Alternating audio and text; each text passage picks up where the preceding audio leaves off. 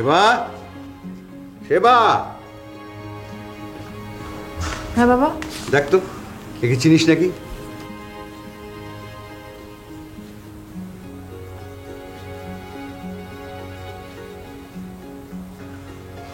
বাবা, ওই যে তুমি আর আমি লিথির বাসায় গিয়েছিলাম না, এ তো সেই লিথির হাজবেন্ড। আরে সেটা তো বুঝতে পেরেছি যে লিথির হাজবেন্ডকে খুন করেছে, কিন্তু কে সে, চিনিস নাকি তাকে? আমার মনে হয় আমি কোথাও দেখেছি ওকে। হ্যাঁ, এই মেয়ে ওই বাসায় ছিল, হাসান চাচার পার্টনারের মেয়ে। ওর বাবাও তো মারা গিয়েছিল। দেখ তো, সকাল সকাল এসব চোখে বলে ভালো লাগে? পেপারে তো এগুলো ছাড়া আর কিছু থাকে না। বলে দিবি কাল থেকে যেন পেপার না দেয়। পেপার না পড়ে তুমি থাকতে পারবে? বাবা যাও তো, তুমি একবার হাসান চাচার সাথে গিয়ে দেখা করে এসো। স্বপন মিয়ার খোঁজ জানতে? না, এই যে যা ঘটে গেল সেগুলো আসলেই ঘটেছে কিনা, ওই পরিবারের পেছনে বিপদ যেন লেগেই আছে। আর আমার পরিবারের পেছনে আপদ। আপদ মানে? আপদকে তুমি চেনো না? তপন? হ্যাঁ। আচ্ছা বাবা, বারবার ওর কথা বলে আমাকে ওর কথা মনে করিয়ে দিও না তো প্লিজ। আমি ওকে ভুলে আছি, ভুলেই থাকতে দাও। মনে করিস না করিস, যা আয়নায় নিজের চেহারা দেখ। কেন, আমার চেহারা কি? খুব কান্নাকাটি করা হয় না? তা না হলে চোখ ছলছল করছে কেন? আমার চোখ ছলছল করে? হ্যাঁ। আর আমি ওর কথা ভেবে ভেবে কান্নাকাটি করি? আচ্ছা করিস না, তুই খুব ভালো। এবার আমার নাস্তা দে। শোনো বাবা, ফর ইউর কাইন্ড ইনফরমেশন, আমি ওকে এখন ঘৃণা করি। আর সেই ঘৃণাই হচ্ছে আমার পেছন ফিরে না তাকানোর কারণ। I don't want to look back. Thanks. So don't remind me of him every time. Okay okay. নাস্তা দিচ্ছি, নাস্তা খাও। নাস্তা খেয়ে হাসান চাচার সাথে গিয়ে দেখা করবে। লিথি কোথায় আছে সেটাও জেনে আসবে। আমি ওর সাথে দেখা করতে যাব, ঠিক আছে? যথাজ্ঞা। ঠিক আছে।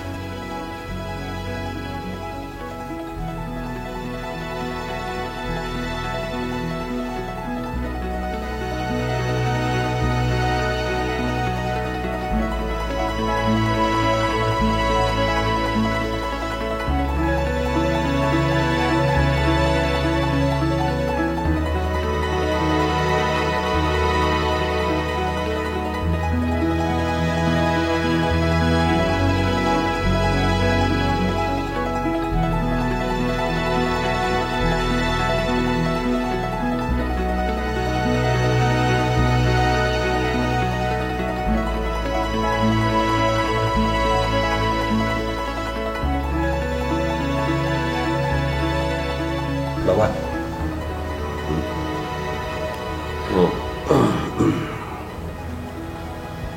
হ্যাঁ বল। ব্যারিস্টার শারমিনের চেম্বারে গিয়েছিলাম। কি কথা হলো? বাবা, উনি তো আমাদের পরিবারের, মানে আমাদের ফ্যাক্টরি, লিথি, আমি, তুমি, নাসির চাচা, ফরিদ চাচা, মানে সবার ইতিহাসই জানেন। সেটাই তো স্বাভাবিক। উনি আমাদের সব ধরনের আইনি সহায়তা দিয়ে থাকে। সত্য না জানলে ভালো মতো আইনি লড়াই করা যায় না। শাহেদ কিছুদিন আগে ওনার কাছে গিয়েছিল, এমনকি তোমাকে একটা বিপদে ফেলারও চেষ্টা করেছিল। জানি। তুমি জানো তো, আমাদের বলনি কেন? ব্যারিস্টার শারমিন টাকার কাছে নিজেকে বিক্রি করে না, এটাও আমি জানি। তাই অযথা তোমাদেরকে টেনশনে রাখতে চাইনি। সেটা ঠিক আছে বাবা, কিন্তু আমরা কি তোমার কেউ না? মানে তোমার বিপদ হলে কি আমাদের বিপদ না? কখন তোমাকে কি বলতে হবে সে বুদ্ধি আমার লোপ পায়নি। তুমি আমার জন্যে কি করতে পারবে, কতটুকু করতে পারবে সেটাও আমি জানি। আচ্ছা, তুমি আমার রক্ত না? তোমাকে আমি প্রতিদিন বেড়ে উঠতে দেখেছি আমারই চোখের সামনে।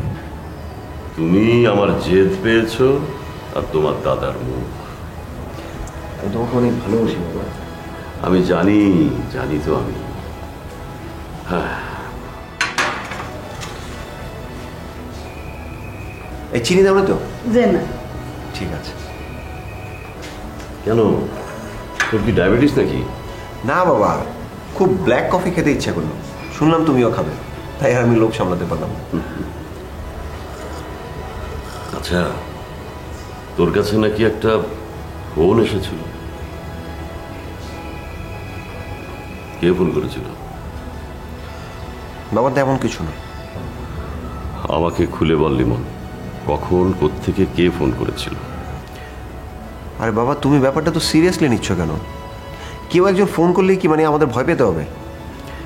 কোনো বিষয়ই এখন হালকাভাবে দেখা যাবে না, সময়টা এখন খুবই খারাপ। হ্যাঁ বাবা, একজন আমাকে ফোন করেছিল। সে ফোন দিয়ে বলল সে শায়েদের সৎ ভাই, শায়েদ হত্যার প্রতিশোধ সে নিতে চায়। আমি নাম জিজ্ঞেস করলাম, সাথে সাথে সে ফোন কেটে দিল। আচ্ছা, ফোন কি ওই একবারই করেছিল? না, দুইবার। প্রথম করলো সকাল 6টায়। তারপর? তারপর আমি কল ব্যাক করলাম, সাথে সাথেই ব্যাক করলাম, বন্ধ। অনেকবার ট্রাই করলাম, আর পেলাম না। আর সেকেন্ড টাইম করলো আমি যখন ব্যারিস্টারের চেম্বারে যাচ্ছিলাম তখন। তো কি বললো? আমাকে বললো যে যুদ্ধ চান না শান্তি চান। যদি শান্তি চান তাহলে শাহেদের নামে যত স্থাবর অস্থাবর মানে যত সম্পত্তি আছে সব তার নামে ট্রান্সফার করে দিতে হবে। মগের মুল্লুক পেয়েছে বদমাসটা, না? দেশে কি কোনো আইন কানুন নেই? সে নাকি এই পৃথিবীতে শাহেদের সব সম্পত্তির একমাত্র জীবিত উত্তরাধিকারী। আচ্ছা, ওর নাম কি? নাম বলেনি। তা তুই থানায় জানিয়েছিস ব্যাপারটা? আরে না বাবা, এই ব্যাপারগুলি এখন থানায় জানাতে হবে কেন? মানে কেউ ফোন দিলেই এখন কোর্ট কাচারি করতে হবে? অন্য সময় হলে বিষয়টা পাত্তা না দিলেও চলতো, কিন্তু এখন এখন আমরা মহা বিপদে আছি। নাম্বারটা আমাকে বল। এখন পুলিশ নাম্বার দিয়েই ওই ফোন ব্যবহারকারীকে ধরে ফেলতে পারে।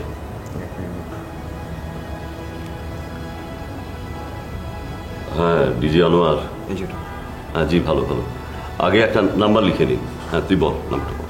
01710 01710 9210।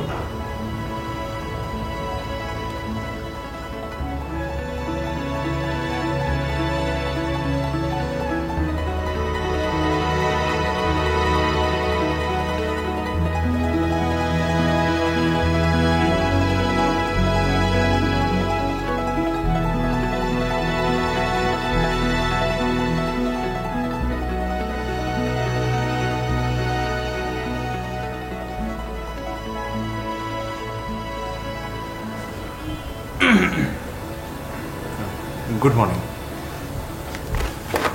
আফটারনুন। এই জন্যই জাতির কিছুই হলো না। জি জি জি, বসুন। বসুন। থ্যাঙ্কস। উনি কে? আমি তো আসলে ল ভালো বুঝি না, আর তাছাড়া আপনি যেভাবে শর্টকাটে কথা বলেন সেটা আমি ভালোভাবে বসকে গিয়ে ব্রিফ করতে পারি না। তাই আমরা দুজন আপনার ব্রিফ নিয়ে যাব, আর যদি আমি স্যারকে বোঝাতে না পারি তাহলে উনি আমাকে বুঝিয়ে দেবেন। কিন্তু আমি তো আপনাকে কিছুই বলিনি। ওই যে আপনি সেদিন আমাকে সিভিল ডিফেন্স না কি যেন বললেন, আমি বসকে বললাম, বস তো কিছুই বুঝলো না। আমি আপনাকে সিভিল ডিফেন্স নিয়ে কিছু বলিনি, আমি আপনাকে বলেছি রাইট অফ প্রাইভেট ডিফেন্স নিয়ে। ও, আপনি আবার মিলিটারি ডিফেন্স শুনলেন না তো?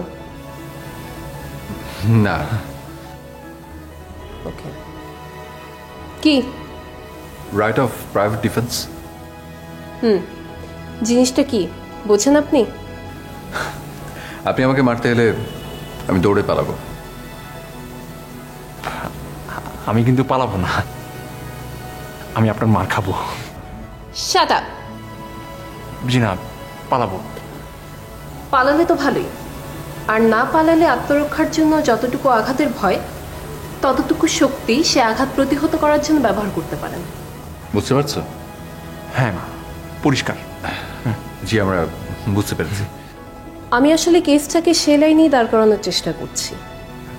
কিন্তু পুলিশ তো বলছিল নীল চিন্তা ভাবনা করেই খুনটা করেছে, মানে ঠান্ডা মাথায়।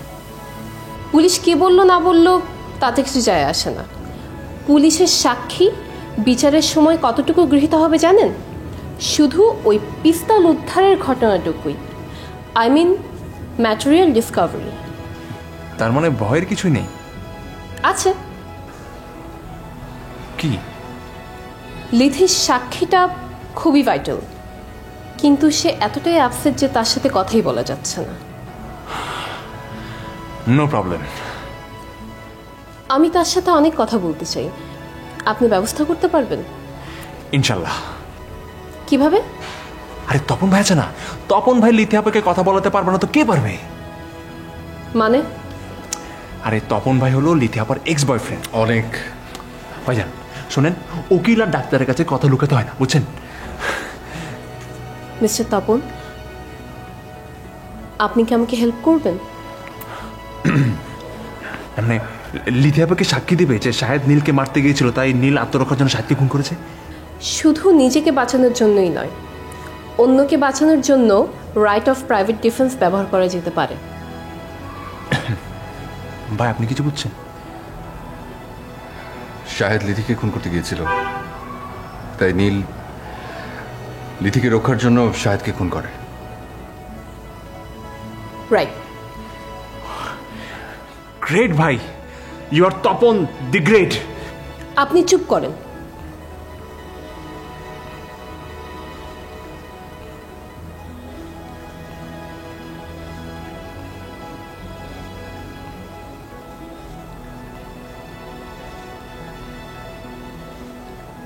ভাই আপনি একটা মেটাল কি মাল, ভাই দারুণ মাল।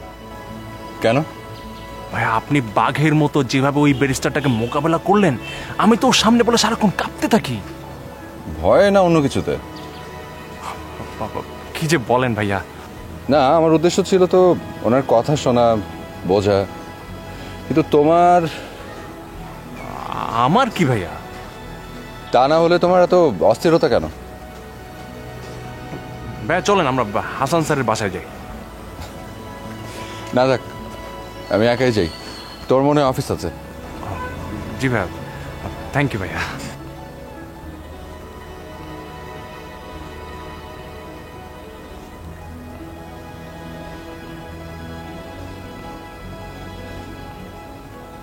ম্যাডাম,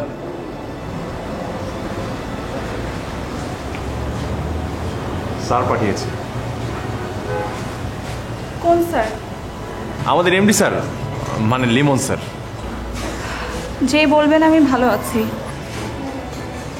হাজতে কেউ ভালো থাকে জীবনে প্রথম শুনলাম।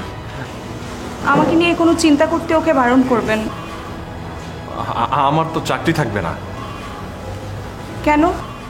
যদি বলি নীল ম্যাডাম খুব ভালো আছেন, আপনি স্যার কোনো দুশ্চিন্তা করবেন না। হ্যাঁ, আমি তো আপনাকে সেটাই বলতে বলেছি। আপনি ম্যাডাম স্যারের উপর খুব বিলা হয়েছেন, তাই রাগ অভিমানে এসব কথা বলছেন। আপনি তো দেখি বিরাট জ্যোতিষ। কিসে বলেন ম্যাডাম, লজ্জা দিবেন না।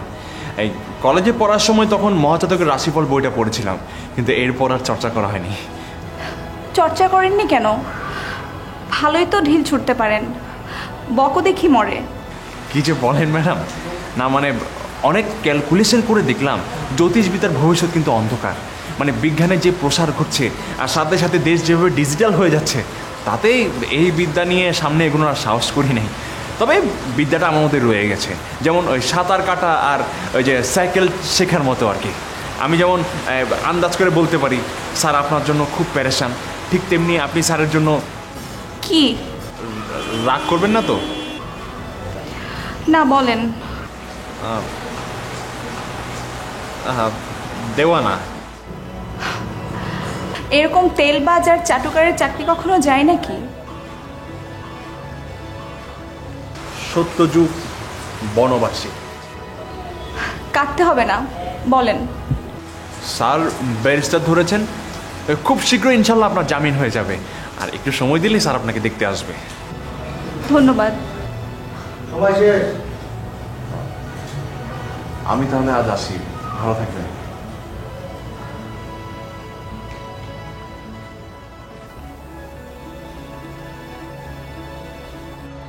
ছোটবেলায় আমরা একটা দোতলা বাড়িতে ভাড়া থাকতাম। সেই বাড়িটার নিচতলায় একটা কুকুর ছিল। কুকুরটা চারটা বাচ্চা দিল। বাচ্চাগুলো ছিল একদমই ফকফকা সাদা আর অনেক কিউট, কিন্তু মা কুকুরটা ছিল অনেক খ্যাপাটে। যেই যেত তাকে কামড়ে দিত। আমি ছিলাম তককে তককে যে কখন কুকুরটা বাইরে যাবে। ঠিক তেমনি একদিন দেখলাম যে কুকুরটা নেই। আমি আস্তে আস্তে গিয়ে কুকুরগুলিকে নিলাম। ঘুরে তাকিয়ে দেখি মা কুকুরটা আমার পেছনে দাঁড়িয়ে আছে। আমি তো ভয়ে আমার পা কাঁপতে কাঁপতে একেবারে শেষ। একটু পরে আমার কানে আসলো বাবার কণ্ঠ, লিমন, বাচ্চাগুলো ছেড়ে দাও, এবার কোনো কথা না বলে ধীরে ধীরে আমার দিকে এগিয়ে আসো। আমার পা তখন ভয়ে ঠকঠক করে কাঁপছিল। বাবা তখন আবার বলল আমাকে, বলেছি না লিমন, একদম ভয় নেই, তুমি চোখ বন্ধ করে আমার দিকে চলে এসো। আমি চোখ বন্ধ করে ধীরে ধীরে বাবার দিকে যখন এগোলাম, তারপর থেকে আমার আর কিছুই মনে নেই। কিন্তু যখন আমি চোখ খুললাম, দেখি আমি বাবার কোলে। বাবার কোলে থাকলে আর কিসের ভয় বলো? আমাকে একটু সেখানে নেবা লিমন, আমার খুব ভয় করছে।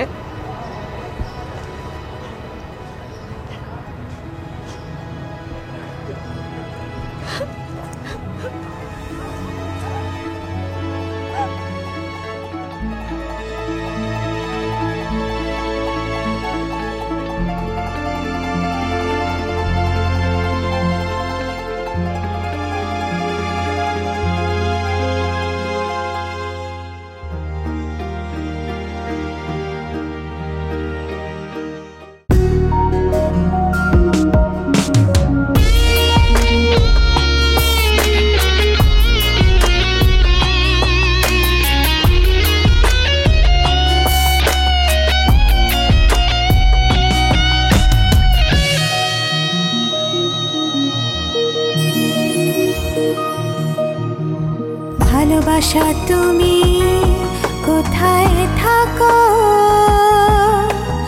ভেতরে বাহিরে নাকি অনেক দূরে? তুমি চোখেরই নীল আকাশে নাকি লুকিয়েছো অচেনা কোনো অন্তরে? ভালোবাসা তুমি কোথায় থাকো, ভেতরে বাহিরে নাকি অনেক দূরে?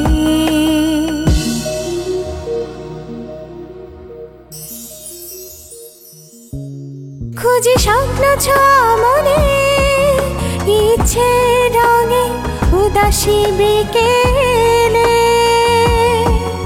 লাজুক শিহরণ ভালোবাসা ক্ষণে, রঙিন প্রজাপতি সুখেরই স্বপ্নে রে। ভালোবাসা তুমি কোথায় থাকো, ভেতরে বাহিরে নাকি অনেক দূরে? তুমি চোখেরই নীল আকাশে নাকি লুকিয়েছো অচেনা কোনো অন্তরে? ভালোবাসা তুমি কোথায় থাকো, ভেতরে বাহিরে নাকি অনেক দূরে?